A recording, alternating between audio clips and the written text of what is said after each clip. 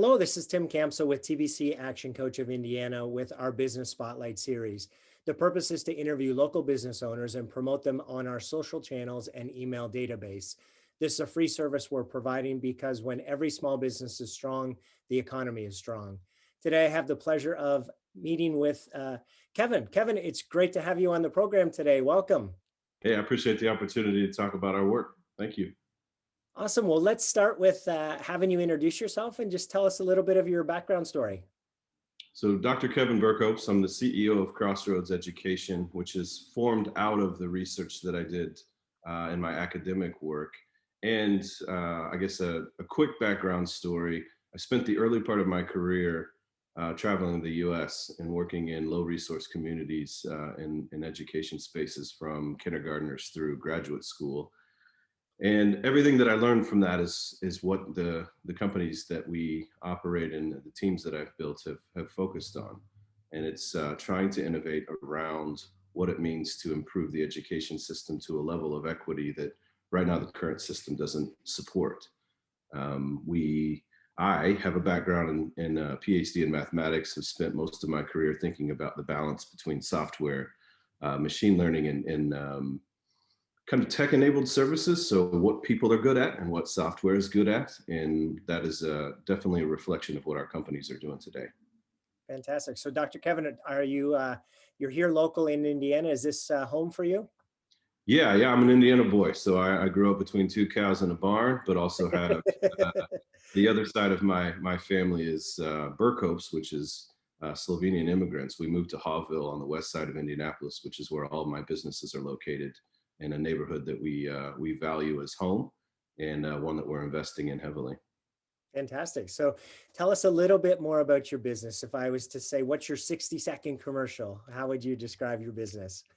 Yeah, so we focus on what we call educator tech instead of ed tech. So ed tech is this platform idea that you can improve the operations of what's happening in the classroom to inform or support lecture. We don't believe that lecture has ever worked. We do believe it was sort of a lineage to an ancient way of thinking about how people learn. So educator tech is our approach to improving the workforce and the talent that stays in education, not just bringing it to it. We think we have a ton of talent that starts in education but leaves. So if we can wrap around all of the different services that technology can be good at, we believe we can improve the work of teaching to where a level of efficacy that people will be proud to continue the work and serve children and be a co-parent for them as part of that process through the medium of any type of content, from math to literacy to history and other things. So real quick on the idea, if we can innovate on how we bring people back in, if we can provide teachers with a machine learning based assistant such that things like grading papers, assessments, those sorts of things are a thing of the past, then we can allow teachers to do what they're best at, which is build relationships with children. And all of us who have a memory of what a good teacher was to us, rarely was it that they graded papers well. It was they made relationships with us. They took the time to invest in who we were at the time and who we could become. We want teachers to do that more. We want them to have joy, hope, and belonging in the same way that we want the children that are in low resource schools comparatively to others to have that same opportunity. Fantastic. So, how long has Crossroads Education been in business? So I started the paradigm of what we're working on all the way back in 2012. The company started in 2016 based out of the work I was doing at IUPUI as an academic in the mathematics department. And it grew from there. We went from a team of just a few scrappy individuals to what we are today, which is across the portfolio more than 60 people. And we're all working on different facets of what we're trying to accomplish. Fantastic. So, who would you say is your best customer, your best client? Who do you serve? We call that a target audience. Yeah, so it's interesting when you talk about the client base in education, you get into this political quagmire pretty quick. Is it non-public? Is it public? Is it charter? Is it public charter? Is it state charter? We're agnostic to that. We want to work with any school that wants to improve the operations behind good teaching and what that looks like to build relationships with students. So we have big public schools in rural Indiana that work with us, and then we have some of the finest non-public schools in Indiana that work with us, as well as public charters in Indianapolis and Gary and elsewhere. And the idea behind what a client is if you want to work with children, then we want to work with you. But also, think about the idea of other entities that are trying to improve the life of a teacher. Things like unions and other groups, nonprofits that have focused on that effort, or the recruiting effort. They're also our clients because we love teachers. We love the idea of, can our technical expertise build a level of efficacy for the work of teaching that has to date never existed. Wonderful. So, Dr. Kevin, what's been the greatest impact that COVID has had on your business? COVID actually did something to society that I didn't think I would see in my career. At least it expanded or hurried the arc of what I call justice. A Dr. Martin Luther King quote. The idea was that COVID disrupted literally everything in a human system that has been entrenched in resistant to change for 150 years. Really, the model that existed was contingent upon getting a high quality person in a classroom that's usually a box that's designed to support lecture. Those four walls were incredibly capable of sticking around as the model that we thought we had to do for people to learn. COVID pushed everyone to understand that that's not a reality. We have a different way of operating. Um, Teachers were forced to do things like get on Zoom calls and wave fedoras and try to entertain young people, which didn't go well, as you could imagine, because we weren't prepared to think about it. As we quickened the pace, we moved from our original models of bolt-on services of peer tutoring, where young people are teaching each other, which we still value heavily. But we started to see, because of the sense of urgency in the system, public, private, and charter schools started to outsource their mathematics departments to us. So think about the division of labor idea. Can you have entities who provide the best math department on the market, the best science department, language, literacy? If you can achieve that, then the same math department that it can exist in a middle school in Gary can be in a high school in Indianapolis, or could be in a private school like Cathedral High School in Indianapolis. And what we achieved because of COVID, because we had to innovate and pivot like everyone else did, was that exact thing. We now are in schools across Indiana where they have outsourced part or all of their mathematics to us, and computer science and language. And the sort of glimmer of efficacy, or the glimmer of equity, is upon us. We have the same department working with underrepresented minority students in Gary, run by a mathematics team of all 24 to 32-year-old Black men. And that same department exists in Indianapolis and in other schools where the resource is much higher. So the level of deployment or the level of excellence is the same. Wow. I don't know of another system that we could create with the level of cleverness on my team to be able to achieve that level of equity that quick. And I don't think we could have had the opportunity to do it without COVID. Mm. Wow. That's incredible. So, Dr. Kevin, what is one or two actions that you guys have had to take to pivot during this time? We've all had to rethink our business model and to first survive and then thrive through this. So, what's a change you made that has made a difference for you guys? There's boring stuff that you have to do, right? So we're trying to scale up to 40 schools, and then we're trying to scale nationally post August, which is our initial scale. So we're trying to switch to more of a monthly recurring approach to how schools would pay us. Investors and others that we need to scale with the type of success we're experiencing, they understand those sorts of business models much better than they do others. So we rethought how we did the finances and the operations behind how we charge schools, how we get funding from those schools, how we sell to schools with that new narrative. That definitely was a pivot. I think the second pivot was we rethought that a bolt-on service that we were doing and we're very good at and continue to do at universities and high schools and middle schools and elementary schools wasn't enough. It wasn't enough because the classroom teacher roles were remaining vacant or were turning over at a rate to 50 to 60% per year in the schools that we really cared about, which or all of them, but the low resource ones in particular lacked the level of efficacy and equity that we thought was possible. So we shifted to, I would say, a slightly scary thing for my operations team, which was maybe everything that we've created in regards to blended learning, which involves private tutoring, peer tutoring, on-site instruction, small group, large group, virtual reality, something that we're good at.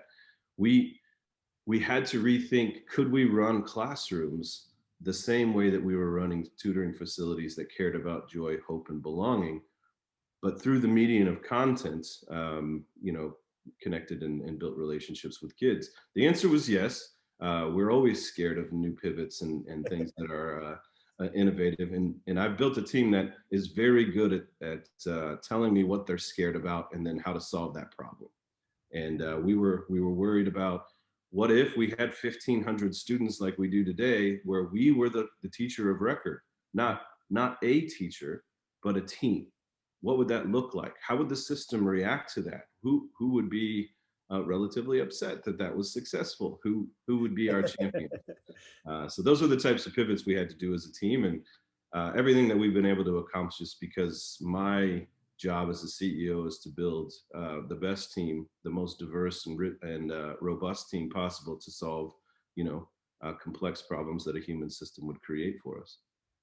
Fantastic. So on the flip side, here's an interesting question. It's been said that smart people learn from their mistakes and wise people learn from the mistakes of others. So what's a mistake you've made along the way that you'd be willing to share to help other entrepreneurs learn from your experience?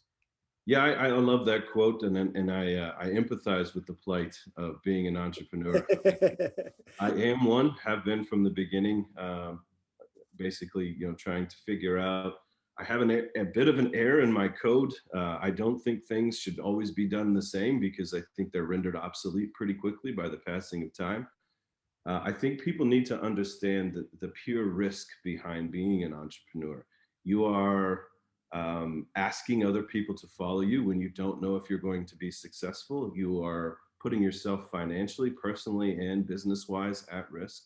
Understanding those risks is almost impossible because you need perspective, and perspective can only be built through trying.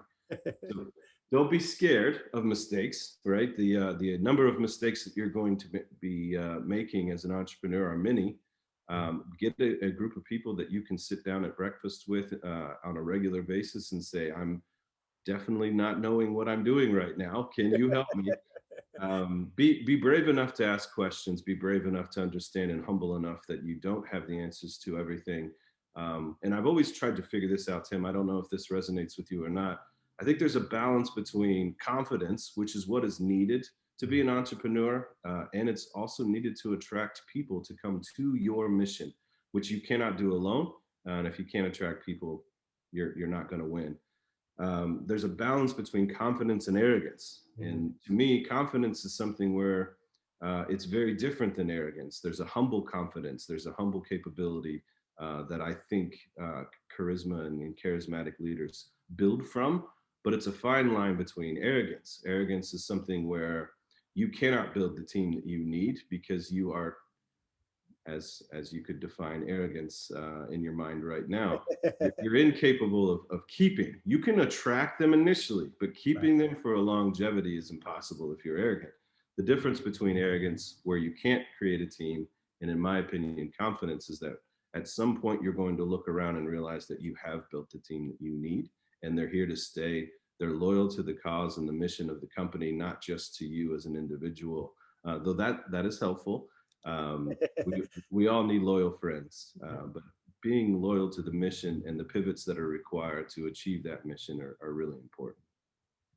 Dr. Kevin, I love that term, humble confidence. I think that's a really nice way to sum up those characteristics that you just described, and definitely what's needed to be able to get the team on board. As you mentioned earlier, you've got a team who's willing to tell you the challenges in accomplishing your goal, but then buckle down and figure out a way to get there. So humble confidence, love it. Second last question here, Dr. Kevin. We've got your contact information. We'll be sure to include that when we post this video, but is there anything else you want to make sure that we cover today that we haven't spoke about? I think that it's good to understand when it comes to us that there are really three things that we are working on that all represent separate entities that I think people could consider. So we have Crossroads Education Foundation. It's led by the president, Nicholas Williams, the executive director, Julie Heath. That foundation raises money philanthropically through DAFs and high net worth individuals or people that just want to give, right? We have people that give $50 towards a cause. They raise money to seed innovation in the education space. The way to think about that is that the system, as I spoke about it, is kind of marred in a quagmire of tradition. Um, if you've built your entire career on being excellent at continuing that tradition, you would fight innovation. I don't have a problem with that understanding, but I do have a problem with thinking that the traditional system could achieve what we want for all children born in really the world. But if we focus on our backyard here, you can see the difference between an urban area, a rural area, and a suburban area, or high resource, low resource that goes by block by block. So Crossroads Education Foundation has its own independent board. It's an incredibly talented team. They're raising funding to be able to write grants to schools to seed types of innovation, like working with the Patachu Foundation and feeding a middle school in Hawville with a professionally prepared chef menu, breakfast and lunch for the entire last year, for example. And IU Health and others have contributed to that. Writing grants to schools to seed the type of innovation that I've spoken of. How do you help a school leader feel less risk for outsourcing her math department to another entity of which she doesn't feel the level of control of her own team? So we've been able to raise money and funding through, the Bill and Melinda Gates Foundation, Facebook, IEDC in the state of Indiana, and others to be able to write grants that lessen that risk. Mhm. That's a separate entity that I'm very proud exists as a 501c3. Then we have Crossroads Education, which has the XR line, which is the XR stands for Crossroads, but it's the extended reality of what we think education can become. That company is raising funds to scale. It's got a lot of growth happening right now, and as you can imagine, we're on the other side of cash crunches when it comes to being a startup. We're moving into a stable company that employs, close to 40 people, is scaled across Indiana, and we're trying to grow fast. And the outcomes we're seeing are incredible. We see a level of equity between schools, 6-year projected growth for students that only had, sixth graders that had a second grade mathematics capability. These sorts of data and research are kind of unheard of, but we're proud that that company is working extremely hard on what innovation looks like for a department as a service approach to education. The other entity that I'm really proud of that I think people should understand is that we are working with Next Studios, which is, John McDonald and Tom Kilcoyne from Clear Object, and Joe Cudby and Shelley Klingerman and some others. They built a venture studio in Indianapolis based on some exits that they had in the technology space. I'm lucky to have a network of both education, policy, government, but also technology as being a software engineer and a machine learning specialist. And that group built Next Studios, which then created a joint venture with Crossroads and our team called Next Roads Innovations. And that is a venture studio specifically for education. Mhm. It is done, it's built. We're building the funding for that in partnership with CICF, which is called the Next Level Innovation Fund, where you can balance think of it as a balance between philanthropic dollars that can come into CICF, but be moved over and invest in new companies coming out of Indianapolis that are trying to do real things in education that are scalable. Mhm. We have a Discovery Week coming up where we're really proud of. We have right now close to 12 new companies that have come to us and said, hey, we're trying to grow. We trust you and this team because you guys seem to be authentic in what you're trying to accomplish, but also they feel like we could give them a real shot to change what they want to do, which is the world. So those three entities are all working in parallel. I'm proud of the team that we've built to run and lead them each as part of that team, and they're all focused on specifically this idea of disruption. Can we, with the catalyst that COVID provided, work as hard as we have always worked, but now with a very strategic vision of this is the opportunity of a lifetime, a generation, and a career to really make a seismic shift in what affects literally everyone in the U.S., which is their early education or their post-secondary education. Wow, that's fantastic. So, Dr. Kevin, earlier you mentioned just the challenges of being an entrepreneur. So you decided, hey, why not just get involved in three great big large organizations and move them all forward at the same time? That's a good cop. So a lot of critiques, and these are warranted, for early entrepreneurs is focus. I myself believe in the idea of focus. What I've realized, I've been in this game for 15 years. I've taught in Appalachia, New Jersey, South side of Chicago, Texas, Indiana. Um, I believe that the system can shift, but only if we do several things extremely well.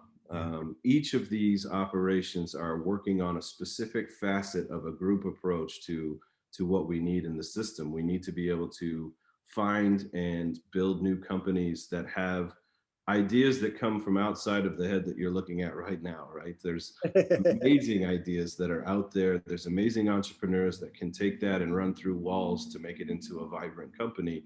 We need to find them, and we need to vet them in a way that is not the traditional way of vetting them, which is it a balance between the understanding of what humans are needed for in education and what technology is needed for? We don't want to invest in just ed tech platforms that don't understand the balance between professional tech-enabled services and human capital and resource. So these sorts of things, we want to see more of them. We are seeing more of them show up because they're starting to understand that you can't just build a nice WYSIWYG app and hope that every teacher in the world uses it. Turns out that's not a thing. But yeah, I think focus is important for the individual entrepreneur. I've been lucky that the team that has come to this and surrounded me has allowed me to build each of these individual verticals as a part of one strategic spear point to disrupt. Yeah. And I was going to mention that too, that I obviously was joking because you did say earlier too that you've got a team that's running these for you, right? So it's allowing you to more provide the vision, but not have to be in all the day to day. So that's fantastic. That's I think what we all aspire to be come as business owners, or at least that's what we preach when we're talking to business owners, is to be able to have a business that can run without you. So congratulations on being able to build that for yourself.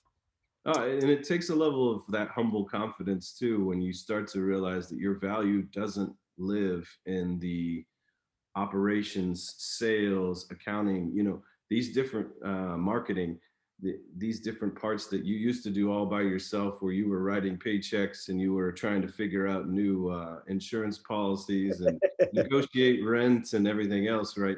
When you get to a level where you've built a team, and this comes from great feedback from my mentors and partners, you need to start to understand where your value really lies as a CEO, which is building bigger teams, but also pushing vision, helping and supporting the what can't be solved internally with the team that you've built, but needs to be solved externally. That's where your role is, and that transition has been incredibly joyful for me, but also hard. Yeah. It's something I've worked on for years. It's something I'm more passionate about than almost anything other than my family and children. Therefore, understanding that transition and listening to your advisors and your mentors and your team when they give you feedback that says, hey, Kevin, it might be best that you do this. Uh, that's a tough pill to swallow, but the right one. And Yes. hopefully what our team understands about us is that we will always choose to do the right thing and put our egos in check and self-interest last. Yeah. Very hard to let go of our baby that we nurtured, right? And move from the doer to the CEO role, and just again trust that the team that we brought in is going to take care of the baby as well as we would have. That's right. Yep, you have to do that or it'll never grow. So last question here, Dr. Kevin, tell us what's been most inspiring to you during all the craziness of the past year? Um, that's interesting. So I've had the I'm often inspired by stories of other entrepreneurs or people in the community that are tired of injustice. I like the idea of what a human system or a justice system that is built on logic and not fear and other things that humans are really great at.